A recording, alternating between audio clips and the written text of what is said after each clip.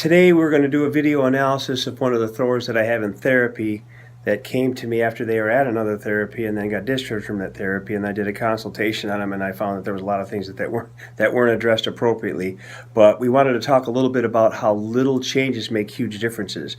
So we showed the progression of some of the things that we're doing in therapy, where we're working on the apexes of his throw to try and get him to decrease his moment of inertia, bring the ball closer to the center of rotation.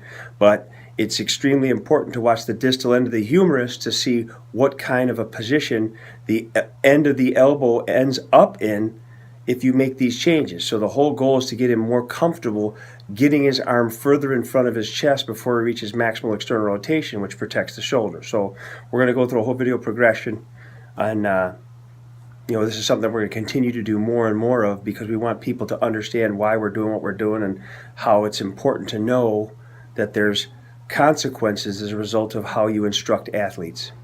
This is a thrower that I'm working with in therapy who had shoulder issues, and I wanted to talk about how simple, tiny changes can make huge differences further down the kinematic sequence.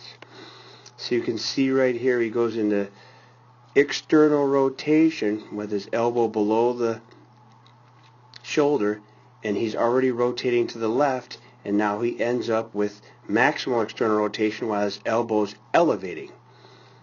So in this instance right here, the biggest thing you can do as an instructor is to make sure that he's learning how to internally rotate, delay his left rotation, and then keep his elbow on an upward plane so that his maximal external rotation will occur further out in front of the scapular plane, and the ball will follow a different curvilinear path. So it's very important to understand that going in. So that's the first aspect of what we do with this athlete.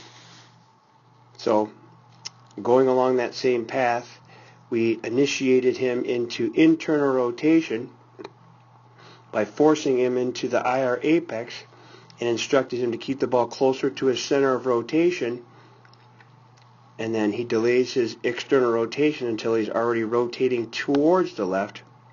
Now this is a progression towards where we want it to happen. You can see the ball's closer to the center of rotation, and then the ball follows a different path much more efficiently because it's not being circumducted around an arc. It's staying inside the elbow prior to him rotating left. Now this is a better progression, but not ideal. So he still lets his arm go up and around, and that's better than what it was before. And you can see at the end of his left rotation, the elbow is more in front of the scapular plane, and now that decreases the chance that he's going to impinge his shoulder. So now with this one, what we had him do is we had him go from down low and initiate into internal rotation from the low point of the throw. And now you can see from here, the ball completely travels a different pathway than before, and now the same exact sequence looks completely different with his arm much further in front of the scapular plane. He's a little too side bent here. Like I said, we just started in therapy, but working on the apexes of the throw, which is what we do often. And I've taught many therapists to try and teach at least these three components before they get discharged to the OAI for medical return to throwing. But you can see the progression from more internal rotation into external rotation, ball inside the scapular plane, or ball inside the elbow. Now the elbow has a chance to get out in front of the chest, and now he's pulling the ball down towards the ground before he reaches maximal external rotation. So the distal end of the humerus is everything. Just wanted to make sure people know to subscribe to our